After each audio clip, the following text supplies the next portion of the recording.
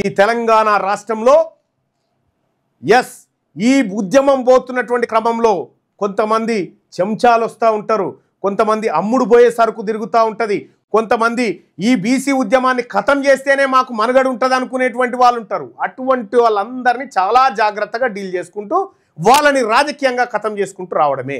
వాళ్ళతో పాటు ఈ మూకను ఈ బీసీ ఇంటికి పట్టబోతున్న చెదలను కూడా ఖతం చేయాల్సినటువంటి అవసరం ఉంటుంది.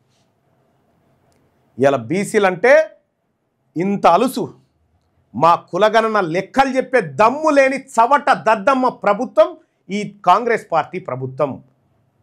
చవట దద్దమ్మ ప్రభుత్వం. బీసీల లెక్కలు చెప్తే మీకు పెండబడుతుంది మీ లాగులల్లా. బీసీల లెక్కలు చెప్పమంటేనే ఇక ఇదంతా ఇట్లా ఉంటే సోది చెప్తానమ్మ సోది అని ఇక సోది దేశంలో ఇంకొకరు తిరగబట్టి సోది ఆడికి పోయి ఇట్లుంటే బాగుండని ఓ సోది, అట్లుంటే బాగుండని ఓ సోది.